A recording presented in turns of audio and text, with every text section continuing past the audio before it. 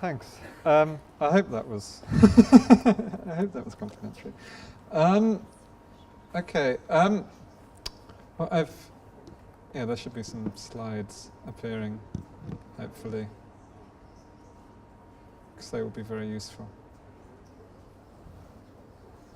Okay. So what I've got here is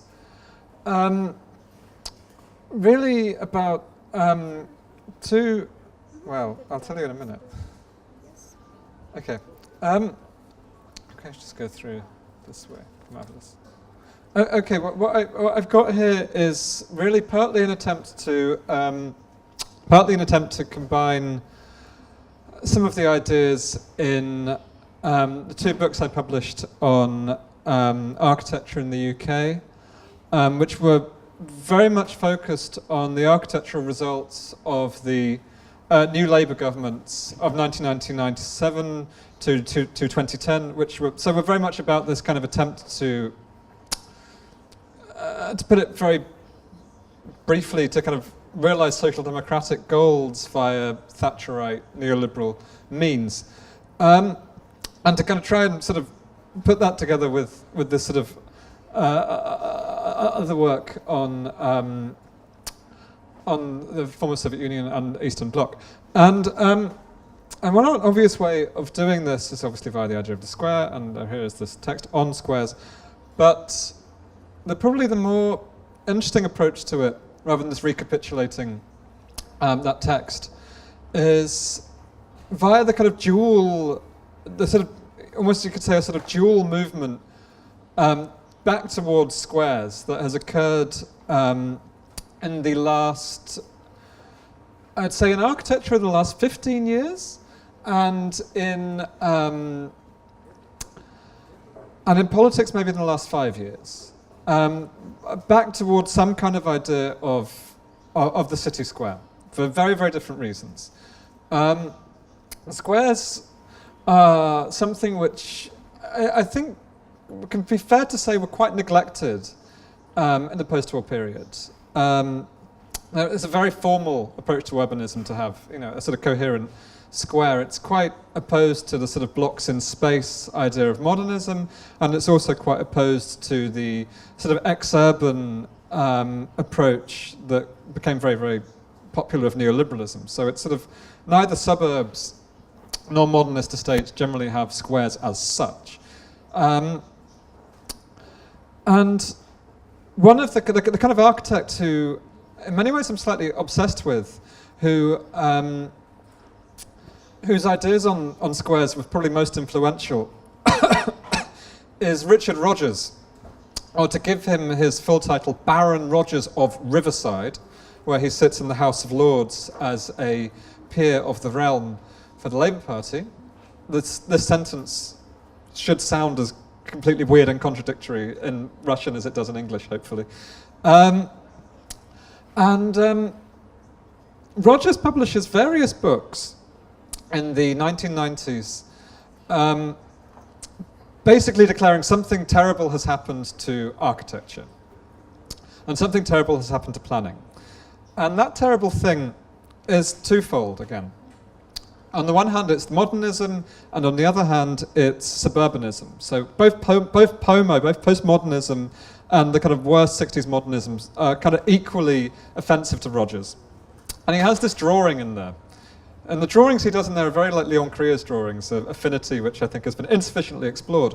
But he just has these kind of two images in one of them, a book called A New London, which he publishes in 1992, where he kind of gives you two images of blocks in space. One of them is a sort of slab blocks of 1960s slab blocks, kind of going in a linear row like this, and then with just a space in between. And then he has another image of the same space, the same perspective, with a retail park at the end and a car park in the middle. Both of these for him are, huge mistakes in public space, because the space is not sufficiently defined, does not really feel public, does not really feel civic. And in the same book, published in 1992, literally as part of Labour's election effort that year, it was co-written by the shadow culture minister of the Labour Party. They lost in 1992, but not entirely because of this book. Rogers sketches in various images of what squares could look like. And this is part of this kind of overarching project that he has at that point. He also does a project called London as It Could Be. Later on, he does sort of cities for a small country and all these sorts of things, and has this kind of, for a small planet rather. And he has all of these kind of perspective images of city squares, which are really a kind of modernized version of the Renaissance square, using kind of different architectural styles, different means, but something which is not hugely unlike that. What he's doing really is a very, very common thing in British architecture of kind of wishing everything was like Italy, really. Of sort of, looking at squares longingly and going, why can't this all be more like Siena? Why can't we be Florence? And at that point he has evidence that he can point to of how this works. And the evidence that he points to is, of course, the Centre Pompidou, is the Beaubourg Centre in Paris. So obviously a building I won't need to describe to any of you, but you have this very, very dramatic piece of architecture, very, very excessive piece of architecture in lots of ways, which has in front of it this kind of very, very large sloped plaza, which is then framed on all sides by smaller, lower key buildings. And it's, as a public space, it's very, very obviously successful. Successful in what, of course, is part of the problem. Successful in attracting lots and lots of people. Successful also in attracting lots of buskers and lots of really, really bad street performers and what have you. But it obviously works. So this is, the sort of blueprint. And, as I will go on to explain, for the next 15 years, there are various attempts at sort of recreating this trick. Richard Rogers, or rather those influenced by Richard Rogers, or his mates, or those who are working for him, produce various kinds of public spaces inspired by this. At the same time, or not really at the same time, but over the last 5 years in particular, there's this kind of other movement in terms of squares towards so the movement in squares, in terms of them being reclaimed as public space for expressly political reasons. And as examples of that, you could think of, the way that movements almost become named after squares. The kind of social movements in Greece are sort of indelibly associated with Syntagma Square in Athens. The movement in Egypt a few years ago, and still continuing in some degree or another, was very much associated with Tahrir Square. And of course, sort of almost going without saying, the recent events in Ukraine are indelibly associated with Maidan Niezależności.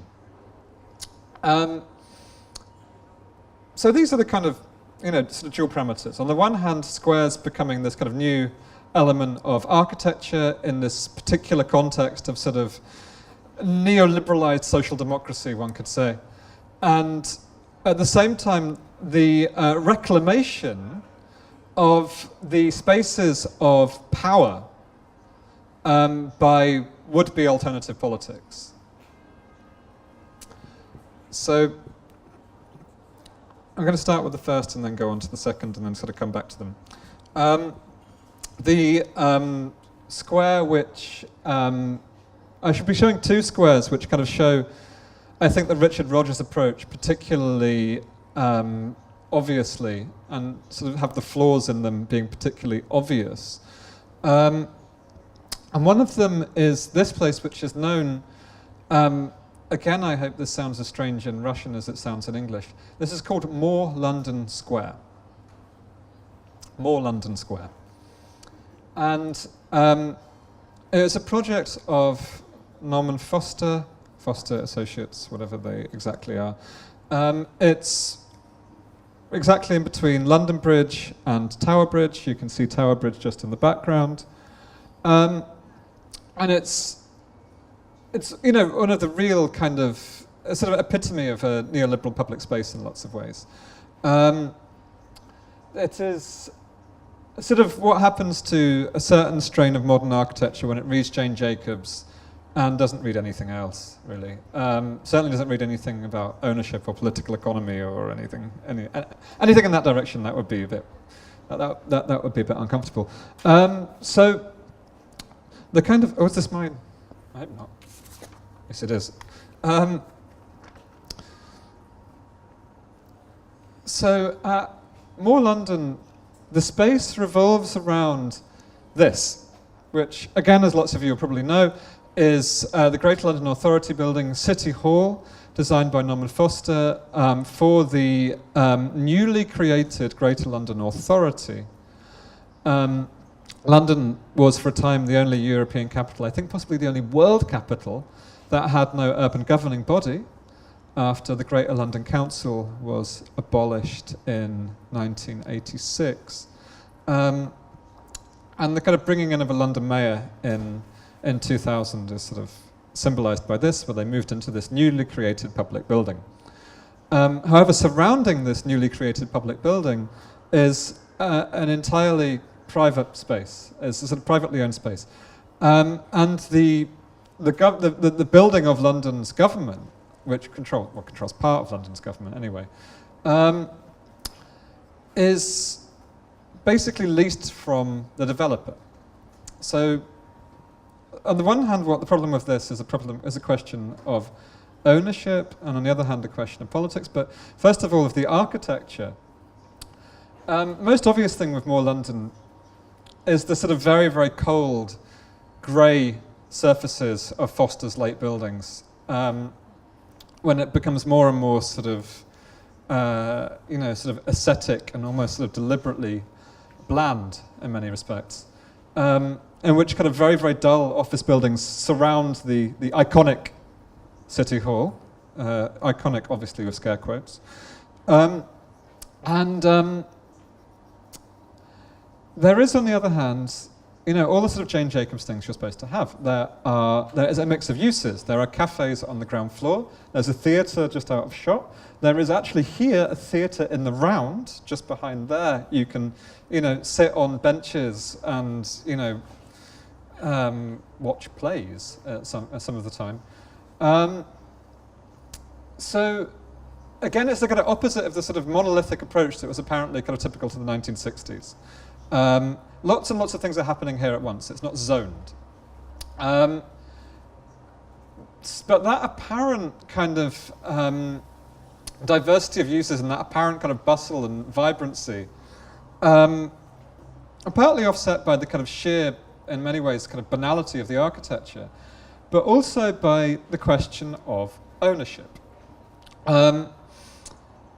Because of the fact that this is obviously London's seat of government, that demonstrations do happen here, political manifestations do occur in this space.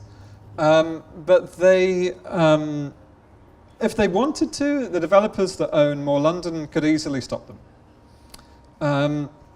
That they are kind of they're on sufferance. The Greater London Authority does not own this space.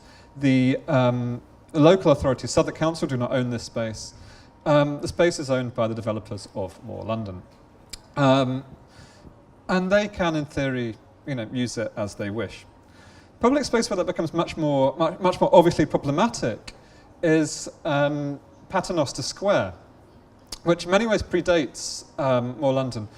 More London is a sort of very, very obviously a Blairite project, and this is sort of somewhere in between. This replaced a 1960s development on a bomb site just outside St Paul's Cathedral, and represented a very conscious alternative to 1960s modernism. And initially, there was a kind of proposal brokered by Prince Charles for the whole thing to be reconstructed along neoclassical lines. And in the end, the only part that was neoclassical is this Juxon house. And the rest of it is mostly sort of quite dull modernist structures by quite dull modernist firms like Allies and Morrison. But this bit here has a kind of Mussolini-style thing that's kind of enduringly absurd. The kind of broken heads on plinths and so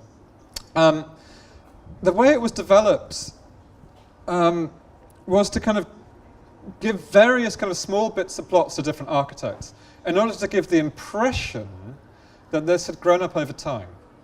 That rather than this just being built at one kind of fell swoop like a 1960s project, it was made to look like it had happened over many years. Of course it happened in one fell swoop, just like any 60s project. But the architecture in this case particularly hides that. But what's probably interesting here is not necessarily the architecture as the political outcomes of the space. London's very small equivalent to the Occupy movement, which was called Occupy LSX, Occupy London Stock Exchange, was originally supposed to be on this site, just behind here, the actual Paternoster Square, is right in front of the London Stock Exchange. And various people could have met here and were going to set up their tents there, and then were told that they couldn't do so because it was illegal. They just weren't allowed. They had no legal right to be there. So they moved on to the nearest kind of available public space, which was a small area directly in front of the steps to St. Paul's Cathedral. And this caused a sort of brief kind of furore in the press. You had this kind of tent city and various kind of the usual kind of slogans and posters and what have you, directly in front of St. Paul's, and some people thought it was wonderful, some people thought it was terrible, but lots of people were indifferent, mainly indifferent.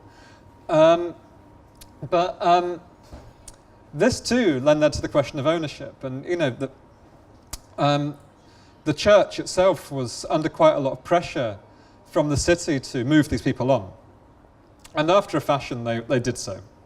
Something which incidentally led to the resignation of the Dean of St. Paul's, Giles Fraser, who had to some degree supported the protesters. So here again, you have all of these kind of ideas. This kind of public space that is not the kind of open space of modernism, that is not a zoned space where where a mix of uses occur. A public space which is modernist but not monolithic, and which makes obvious references to the squares of the Renaissance. In this case, to quite a comic extent, it actually kind of borrows a Christopher Wren gate, which had been taken down in the 19th century and re-erected on someone's country estate, and it kind of has that rebuilt at the middle of it. It has a monument that looks very, very much like the monument to the Great Fire of London of 1666. It has a kind of almost a sort of small copy of it. But despite all of these kind of civic gestures, when it actually came to it being used for civic purposes, for the very, very obviously, I think, civic purposes of the Occupy movement, it was literally illegal. They were literally doing so under sufferance. They managed to stay there for quite a while, but constantly kind of beleaguered, and without any really legal right to be doing what they were doing.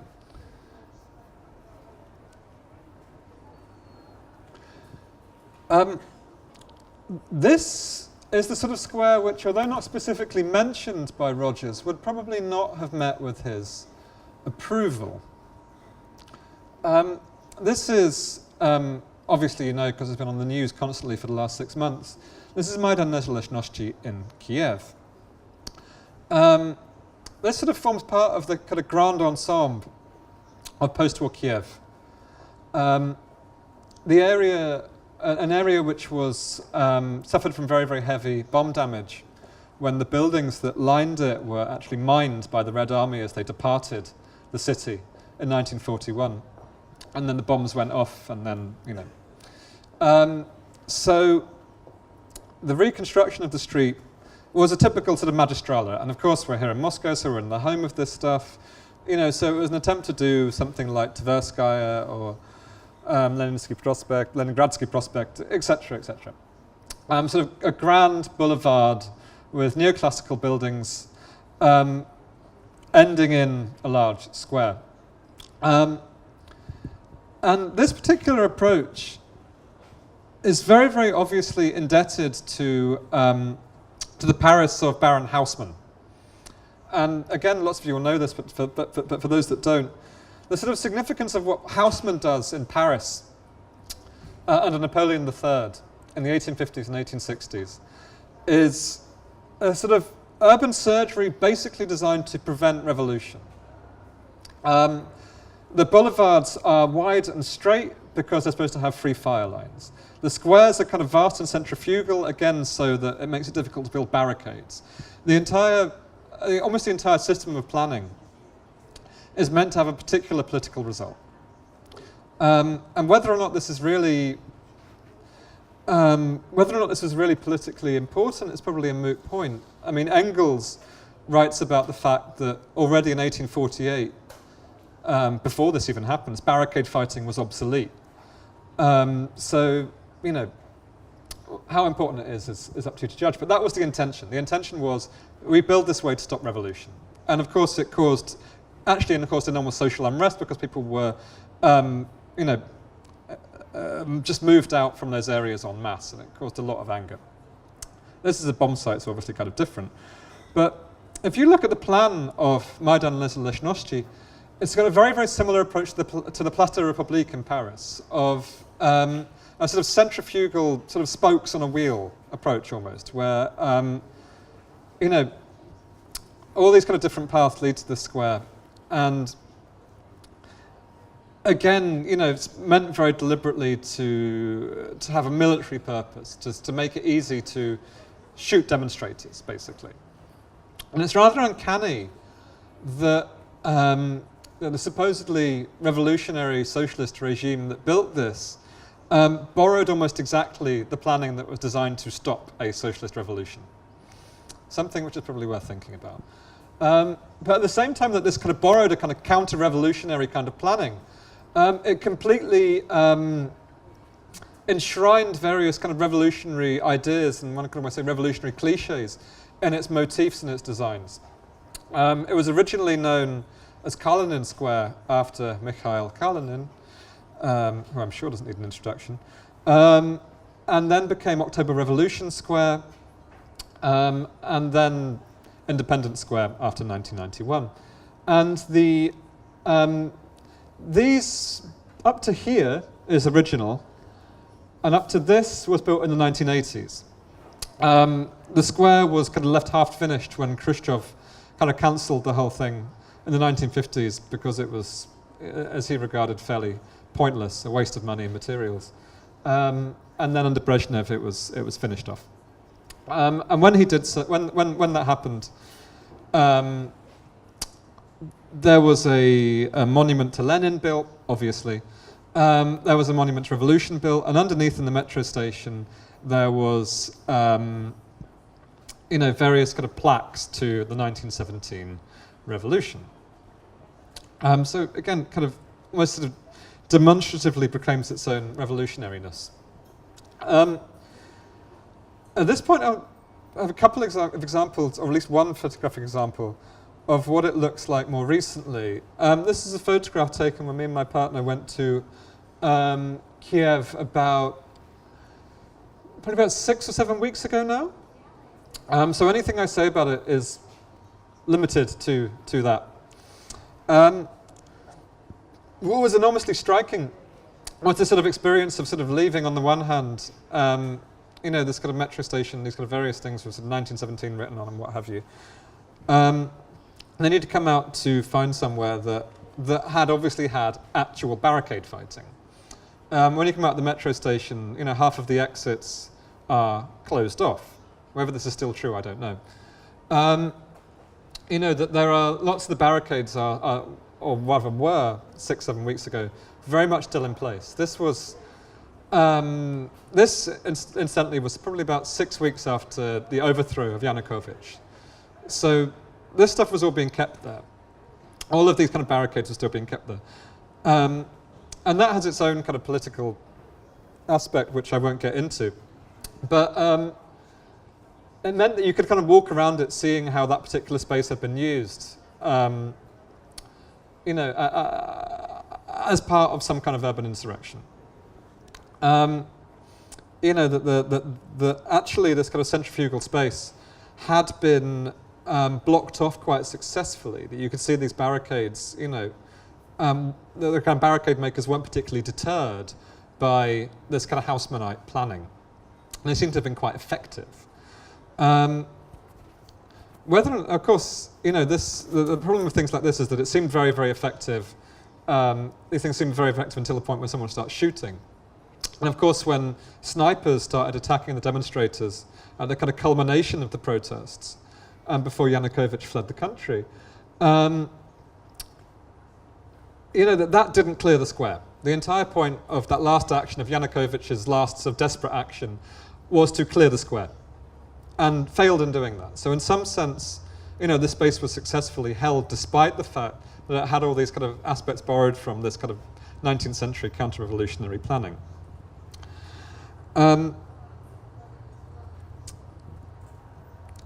Again, this is interesting because even then it had been recently subject to various attempts at remodeling the space to make it less usable for political purposes. This is taken from the first time we went to Kiev about 3 years ago.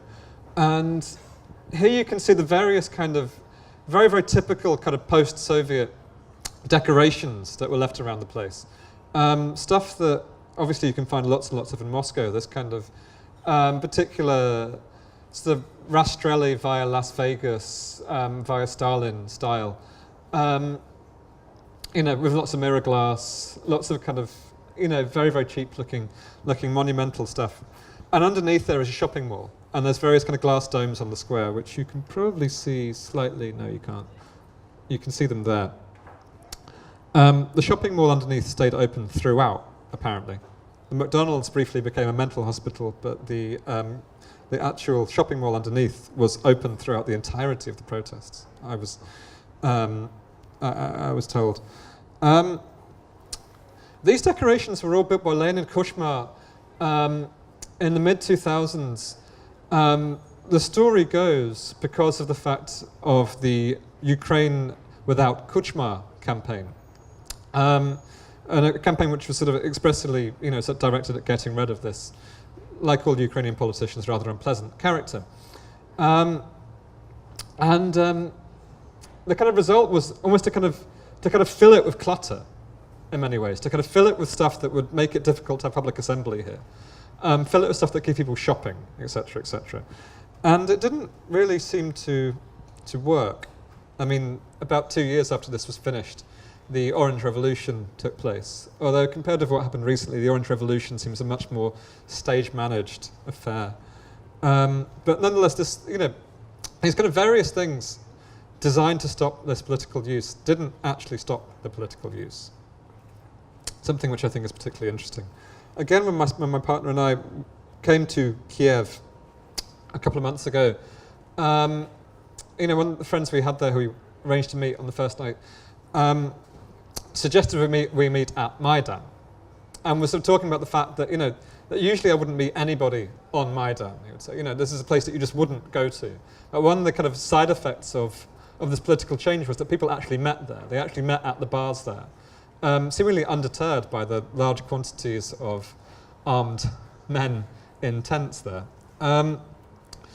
So, even being sort of politically neutral about much of this, it was noticeable how these various kind of urban interventions had not stopped political protest. And actually, in many ways, it seemed that the very, very large centrifugal spaces were specifically useful politically. They were particularly useful. It made it easy to kind of centralize the protest rather than centralize the repression of the protest.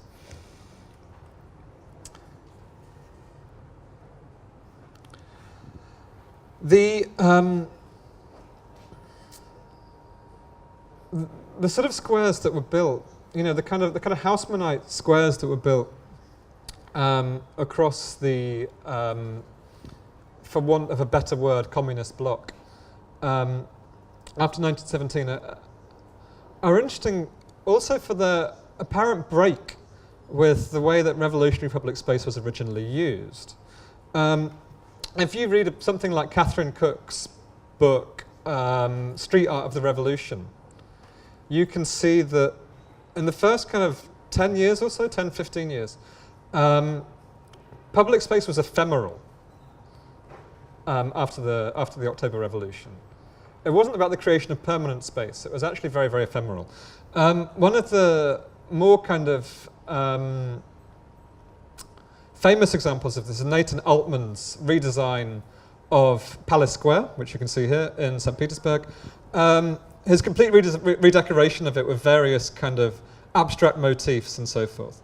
You could also look at the designs which Alexander Vesnin and Lyubov Popova proposed for the Congress of the Third International on the same space. That they were all full of very, very lightweight structures, very, very abstract structures, and structures which were literally not supposed to last. The revolutionary architecture was kind of instant and non-permanent. It was just, you know, a thing that almost kind of appeared overnight and disappeared overnight. It was the exact opposite of this. You know, there were people who, to quote Mayakovsky, did not care for marble slime. You know, they were not interested in this kind of heaviness, which makes it kind of, again, all the more uncanny that the regime which came about in the early 1930s became very, very interested in recreating squares like this. And it's arguable, and has been argued, that the reason for this is an attempt to kind of simulate a certain idea of the original revolutionary moment. That these are basically, you know, the very, very obvious thing. That these are big squares for parades. You have a military parade or a May Day parade that passes down a big street and ends up in a big square, then you listen to some speeches. And that this ritual is an attempt to kind of actualize the memory of the revolution that was these regimes' legitimation. If you read Herbert Marcuse's book on Soviet Marxism, he talks a lot about this kind of slightly almost sort of magical element of the Soviet ritual, that it's not just false, it's not just a charade, it is a charade too, but it's also something that is designed to create a memory of something real. You know, it's a kind of fake revolution in order to recall the real one and remind you of it and remind you that's why we're all here. And one could argue that the recreation of these kinds of spaces was part of a similar impulse to kind of, you know, create a sort of epic space of revolution that kind of stood in for perhaps the absence of revolution. And in terms of this, you know, it's debatable really to what degree these spaces were actually useful in the actual insurrection. I mean, obviously there is the famous storming of the Winter Palace, which happens here in this enormous, absolutely enormous square. Although it's quite possible that the more decisive event in the October insurrection was the seizing of the telephone exchange and the railway stations. But the image of revolution is the crowd swarming into the square. That's the image of revolution, and that's why it's almost sort of space starts to be built to support that image. Which then, begs the question of what happens if people take that image too seriously. What you have here is an exhibition on the protests in Berlin in the autumn of 1989 that eventually kind of led to the overthrow of the Honecker government and hence to the overthrow of the lot of it, which is placed in the exact space where it occurred. This is Alexanderplatz. This is the part of the square that was planned in the 1920s by Peter Behrens. But just around it, it's part of now or part since the 1960s of a much, much larger square planned under the DDR. A huge, huge, huge square, which of course has the TV tower at the end of it, and et cetera, et cetera, et cetera. A very, very famous image of sort of communist modern urbanism. And again, for a similar purpose, the boulevard along which you march, the square at which you assemble, and then you celebrate the revolution and so on. And it was this exact space which was used by this demonstration. And so there's you can kind of speculate on how horrifying it must have been to have that kind of phantom public participating in the ritual, suddenly, taking this seriously and suddenly creating an actual sort of insurrectionary space through that very same conduit. And that's always the sort of problem with these spaces, is if people take them too seriously, If they take them too seriously, they, and actually use them for what they're intended, the results may be quite different. Alexanderplatz has been proposed for a very, very long time to be sort of built over with lots of new skyscrapers and so on, like lots of these sorts of squares have. It's never really happened here, although various kind of unpleasant shopping malls and so on have been built on the corner. But mostly it is as was. But the kind of space that they obviously wanted to build there was something much more like this, Potsdamer Platz. This brings us back quite neatly to Richard Rogers and to this particular kind of late 1990s, 2000s idea of urbanism. There is a really bad Richard Rogers scheme just out of shot in this direction. There is a nearly as bad Renzo Piano scheme just here.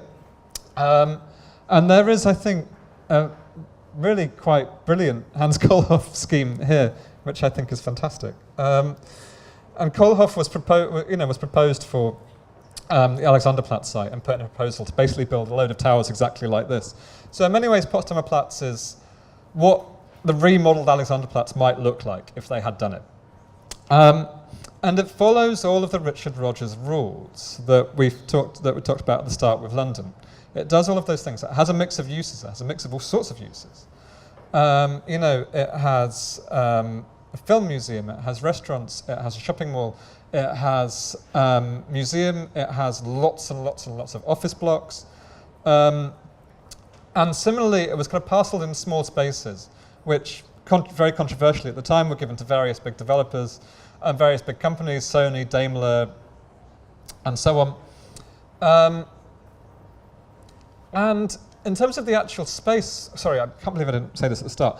This was a wasteland, of course, in the early 1990s. This was exactly between the Berlin Wall, between the death strip of the Berlin Wall, and so was, a sort of tabula rasa. So again, there was that question of trying to make something look like it had happened over time. And again, this attempt of trying to make something almost overnight become very vibrant, to use the parlance, have lots and lots of street life, have lots of mix of uses, and do all of those kind of, Jane Jacobsy things you're supposed to do. And it always seems quite conspicuously unsuccessful at that. Not unpleasantly so. It's a very nice place to go around when there's no one really there, particularly if you're under the roof of the Sony Centre and they're playing kind of films and you can kind of sit there and look at silent films. It's very, very nice. But it obviously doesn't do all the things it's supposed to do. It feels like, again, to use Jane Jacobs' term, like a project. She always talked about there were organic parts of the city and then there are projects. And it feels like a project. It doesn't feel part of anything in particular. It doesn't really, although it's actually quite well connected to various parts of the city, you seldom see, it seems to be mainly tourists. And it has this kind of approach to the traffic, of trying to recreate this kind of Weimar Republic kind of bustle of, Germany's first ever traffic lights were here. And so it tries to kind of recreate this kind of quite dramatic urban space. And mainly what you see is tourist coaches. So it doesn't really work in what it's supposed to do. And everything seems to be kind of trying to conjure that into being.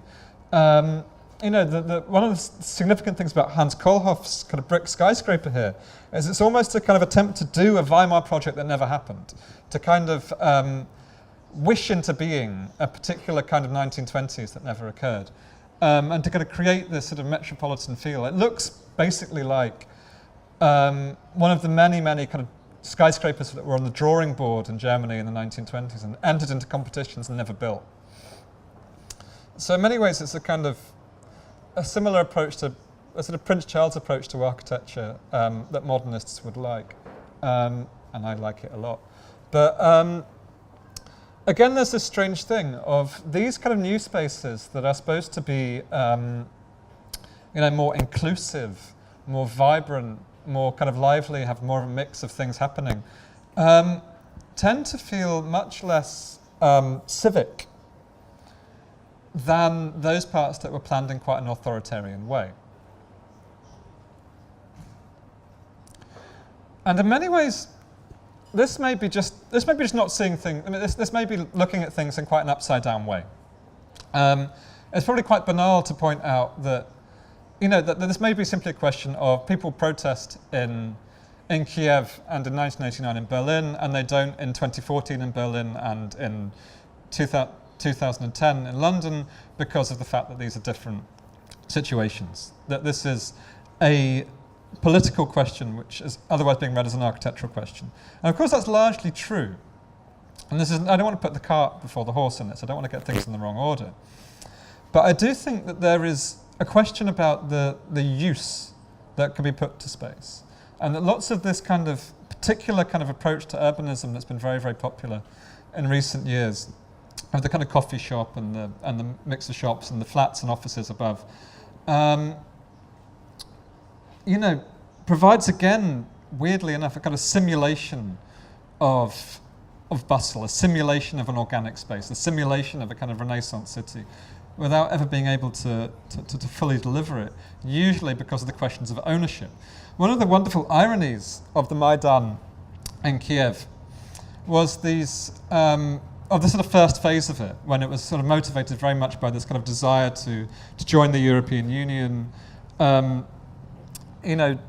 have this kind of particular kind of modernity or particular kind of society, a kind of, in theory, a more corruption-free form of society that existed in the rest of Europe, that this was probably not really possible in that part of Europe.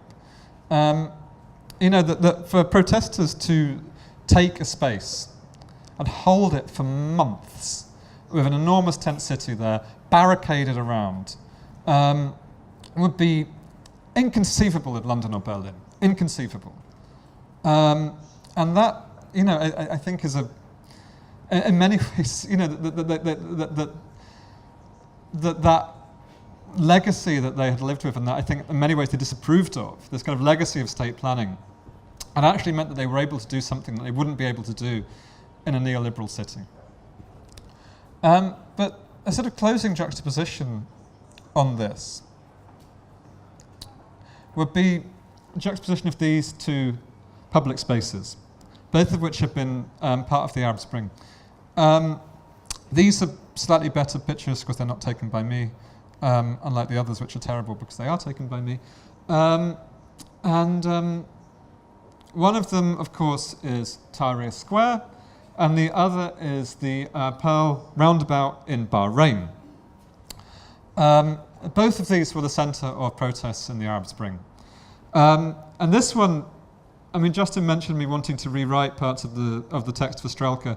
One of the parts I'd really like to rewrite is the major factual error about this space, which, this is the Mogama. This is a government building on Tahrir Square. And this is one of the reasons why protests happen on Tahrir Square, is because you have this great big government building right in front of it. There's an urban myth that this building was a gift from the Soviet Union and was partly made with the assistance of Soviet engineers and architects. This is, unfortunately, a myth, and I've been put straight on this myth. It's actually partly based on a building in Buffalo, so I was completely and utterly wrong about this. But it looks very Soviet, although it's not at all Soviet. But it has a very, very similar approach to space, I think. And I think you can see that here. The kind of vast square, the statue, the kind of ziggurat-like shape of the building. It's quite a similar approach, and it has quite a similar kind of, again, a sort of centrifugal spatial approach. I don't know either of these places, so this is, this is information that is second-hand. So, but this is what people generally seem to notice about it, is that it's a very, very, very big authoritarian public space, planned by an authoritarian regime, not, as I write in the book, by NASA, but by the equally authoritarian regime that preceded NASA. And this, again, however we might kind of, the protests there may have, ended up essentially ushering in a new military regime, although I think that was certainly not the original idea, much as I don't think the original idea of Maidan was to elect an oligarch. The protests were nonetheless, managed to hold the space. They managed to hold this particular public space. They managed to keep it, and it became very much the emblem of that particular popular revolt. This is much more what kind of happens when you don't have public space and you have a political movement. There was in many ways a kind of per capita, I would say, a kind of equally large protest movement in Bahrain. And because of the complete absence of public space in Bahrain, the fact that there isn't really much there apart from, sort of malls and skyscrapers, meant that eventually the only place that could really be used as a space for protest was this roundabout, which has a sort of, a sort of monument to the state, which I think originally appeared on banknotes, no longer appears on banknotes. And this is what they tried to use. And so, of course, they had the enormous difficulty of basically trying to keep a traffic island, and that was the space that they tried to hold. And in both spaces, there was massive repression against protesters. In both cases, the protesters were attacked. Here, they were successfully cleared out of the space. And I would argue that probably one of the reasons why they were successfully cleared out of the space is precisely because of the fact that it was impossible to keep it. It was just a traffic island. And all there was just this kind of assembly point in the middle of it. And the Bahrain government, once they repressed the protesters and cleared the site, actually demolished the roundabout and demolished this monument, just leveled it. So there was now literally no public space at all on which you could protest. So in this sense, there is, without wanting to kind of argue for some kind of architectural determinism, there is a sort of sense that these kind of very, very large authoritarian spaces are also, to a degree, potentially free spaces. They're spaces which, because of their sheer kind of size and openness and their proximity to power, their direct proximity to power, meant that they could be, the sort of focus of a political movement. Something that was extraordinarily difficult to do on a roundabout. And to conclude, I think one of the potential problems with this, and this kind of last 5 years, I would say, of kind of square movements, of movements which often sort of take their name from squares. The Egyptian movement is just described often as Tahrir Square. The movement in Kiev is described as Maidan or anti-Maidan, in the case of the movements in the east and south of the country, is that the square stands in for something else, for something that's never really stated. There's no real stands in for the kind of absence of a political content in a way. The anti-Maidan knows it's anti-Maidan, but doesn't know particularly what it's pro-Maidan knows that it's pro-Maidan, but has, and had obviously a huge amount of political opinions which never really cohered, which essentially could agree on the need to remove Yanukovych, but couldn't agree on much else, which spanned obviously, from sort of liberalism to kind of anti-oligarch populism to obviously to a degree of neo-fascism. So, this kind of absence of, in many ways, this embrace of the square as a symbol of a movement is something which actually quite aptly describes the absence of a coherent politics to that movement.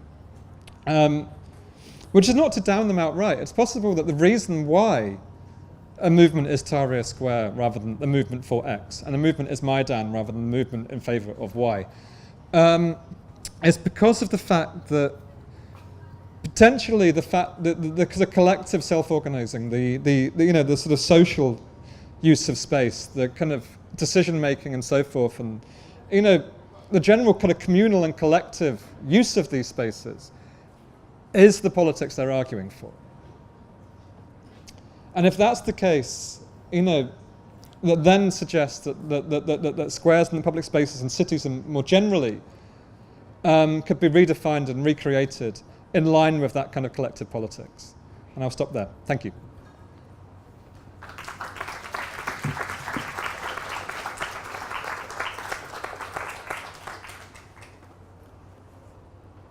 Can I get some water? Has anybody got some water? Maybe some questions? Yeah, questions, please. Questions. Could I get a glass of water from somewhere? Yeah, I'll ask a You question. already have a microphone. I don't know how to switch it on. A lot of interesting ideas there about how squares are used for protest and the political implications of those squares inherently through their architecture.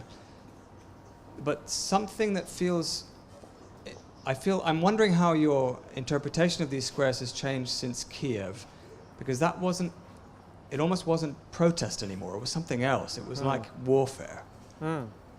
And you did allude to kind of 19th century Paris. Yeah.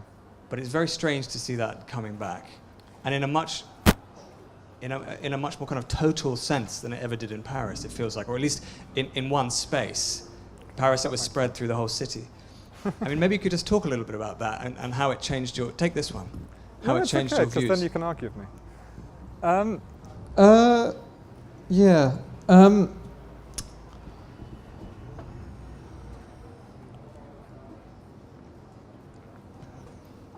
Well, you could argue, I'm not sure if I want to, but you could argue that is part of a sort of, of the sort of spectacle of Maidan.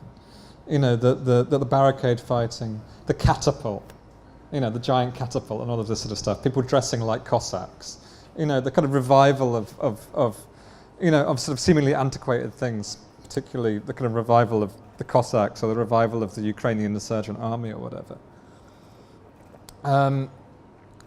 Is because is because of its spectacular quality. Actually, you could have quite a pessimistic reading of that. In terms of whether or not it was more like warfare than the 19th century, I'm not terribly convinced. The Paris Commune was more violent.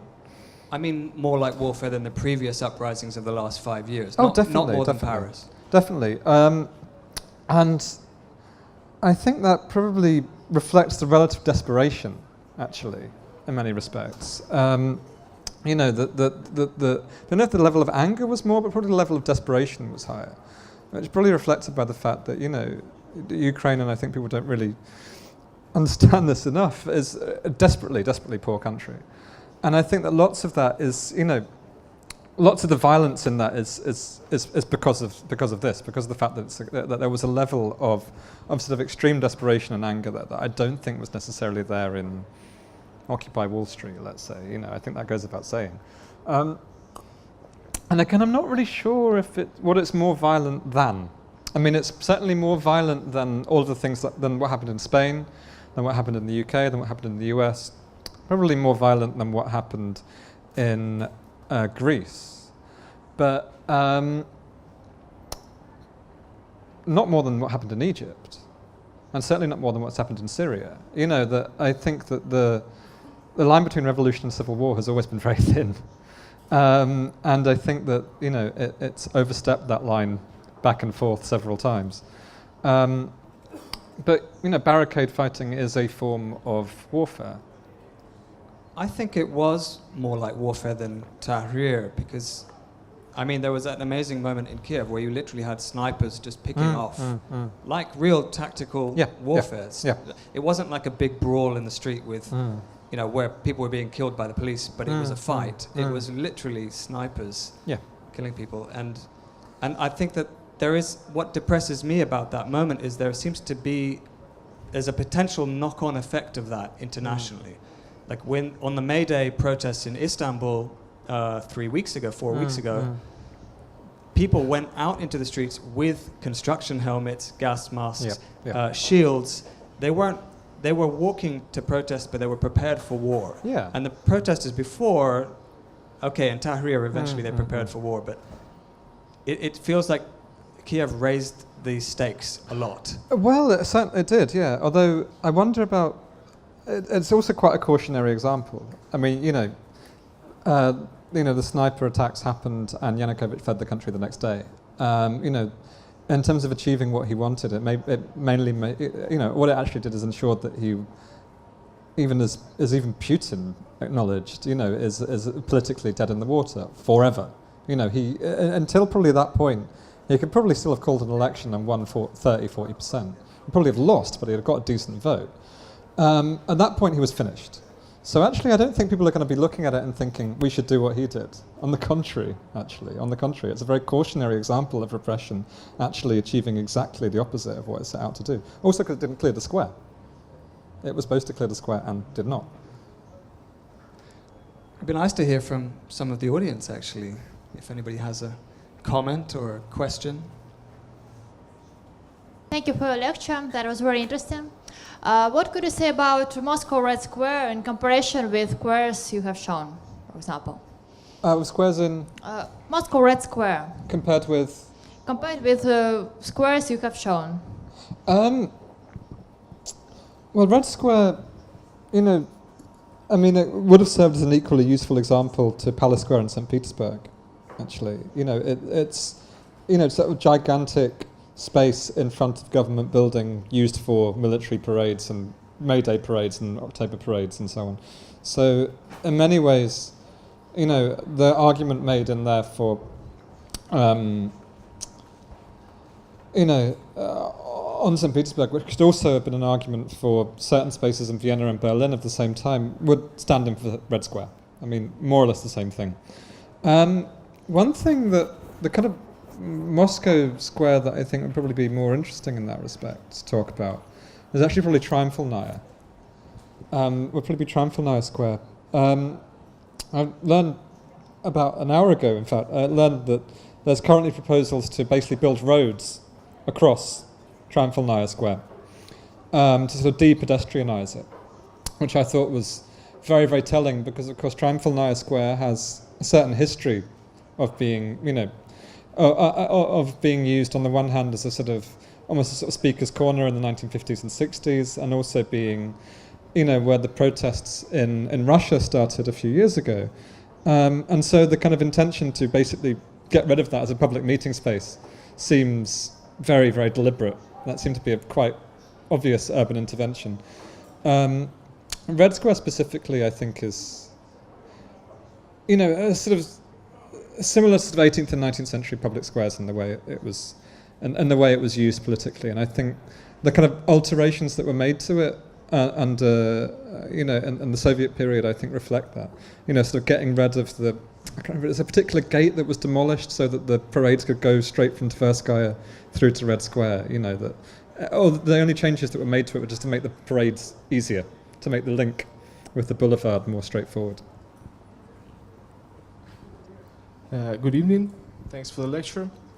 As you probably know, there were elections in.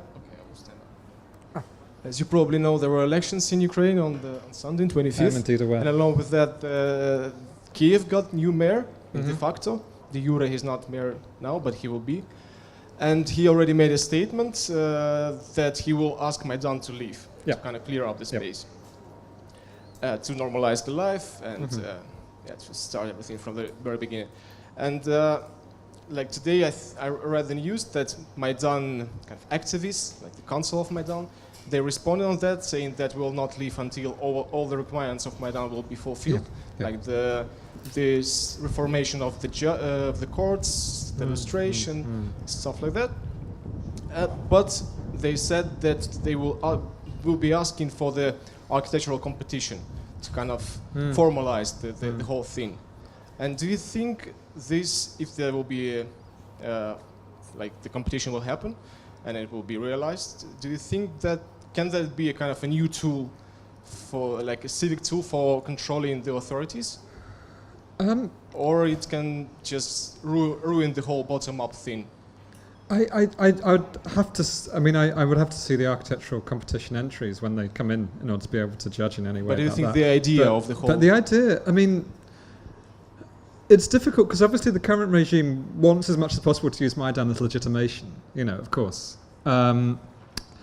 and you know, obviously that doesn't accord to a degree with the people that were there. So I think it's really telling, actually, and I think it's very, very telling that they've not gone away. And I think that that's probably due to the fact that, you know, they are significantly more radical than the governments that have been, you know, first the interim government and now the elected one. And I suspect that and often, that radicalism is a right-wing radicalism, and it's not a very pleasant radicalism. But I think that's very telling, that they have, they had these various demands and they had these various politics, but because of the fact they couldn't really be fixed into something, into a coherent sort of body of coherent thought, body of coherent political theory, apart from, liberalism on the one hand and fascism on the other, meant that it was very, very, easy for it just to be another lot of oligarchs. And of course they don't like that. Of course they don't like that. They know that they didn't, 100 people didn't get killed in order to elect, a chocolate baron and, in order to elect, a famous ex-boxer. So obviously they're very, very discontented with it, but to what degree they can propose something else, I don't know. And also there's probably the idea that, and again one of the limitations of Maidan is, was that kind of idea that if we get rid of this corrupt lot, then things will be better. And, and it's, whether or not they can do it, I doubt. I suspect that probably at some point they'll just be cleared off the square. The point will be reached when the government will just go, okay, we've got to get rid of them, and we'll do so. And then they'll probably build some massive monument to the people that died. There's no competition about that. Yeah, that'll be the pattern: is get rid of them, and then give them a monument. I suspect. So I don't have particularly high hopes for it, but I'd like to be proved wrong. Okay, thanks.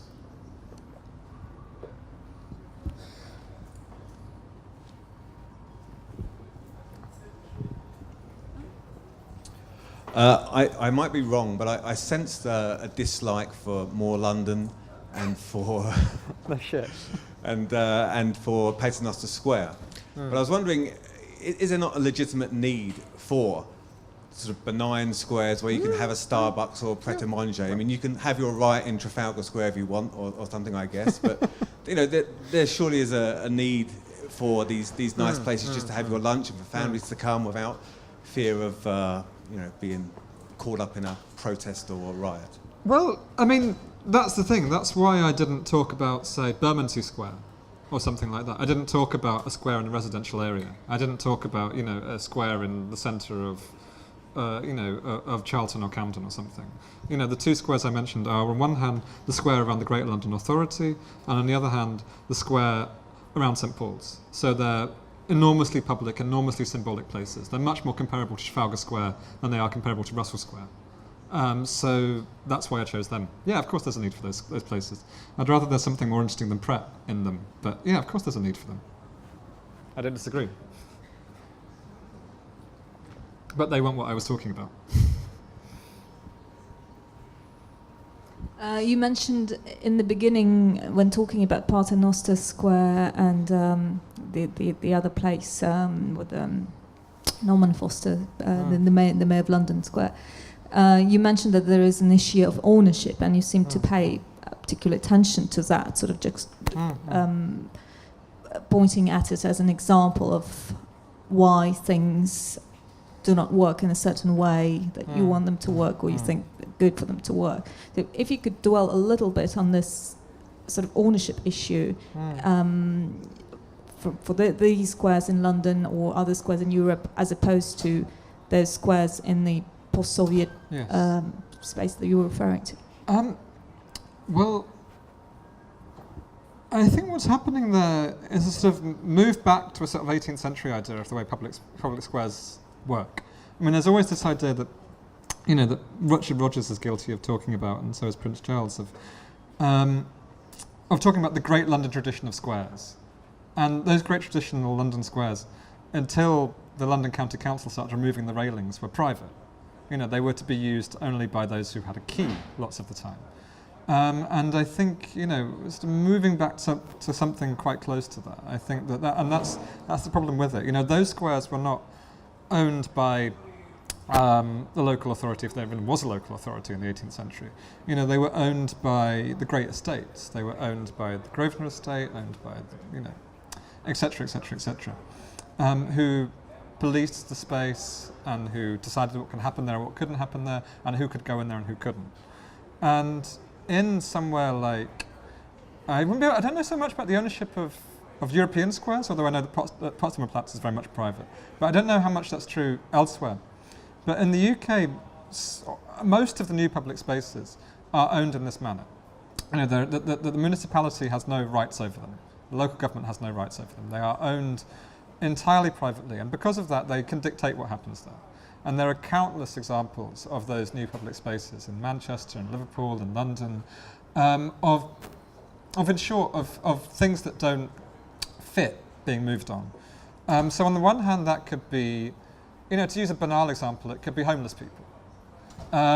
There's a wonderful story in Marshall Berman's book On the Town, where he writes about Times Square, which I think underwent a similar redevelopment in the last 10 years, where at the end of his book about how wonderful Times Square is, he gets moved on by a private security officer because, I don't know if you've ever seen pictures of Marshall Berman, but he looks like a tramp.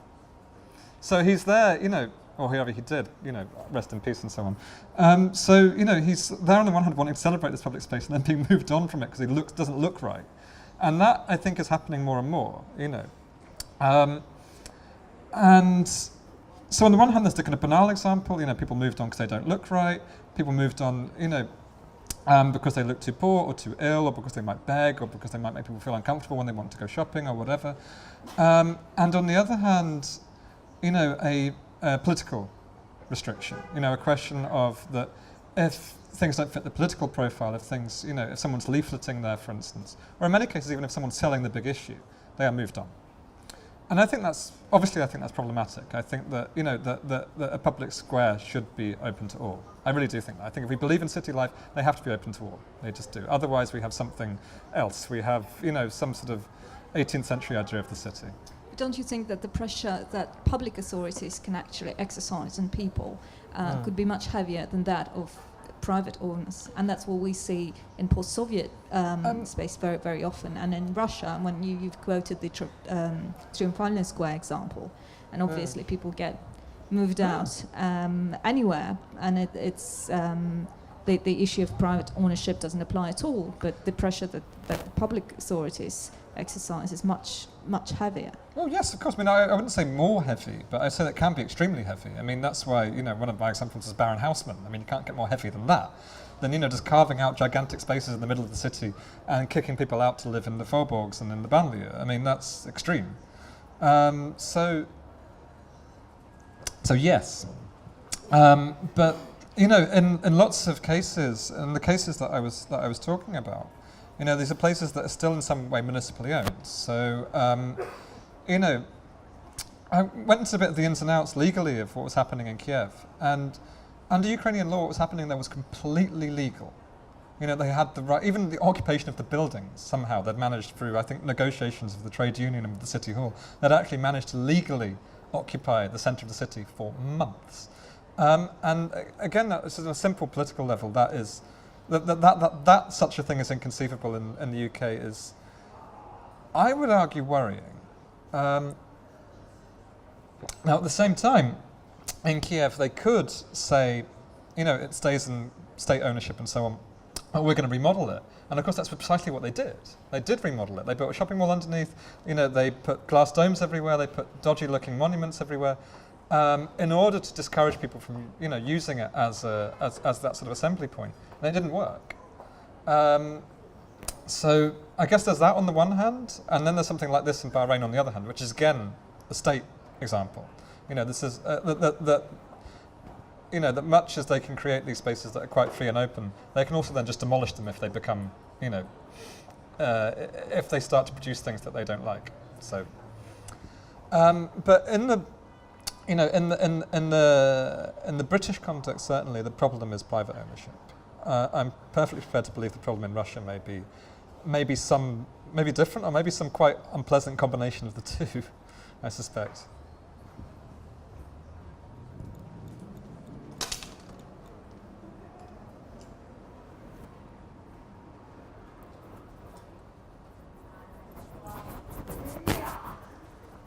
Есть еще вопросы у кого-нибудь? Ну тогда давайте поблагодарим Оуэна. Спасибо большое. Thank you very much. Thank you. Thanks.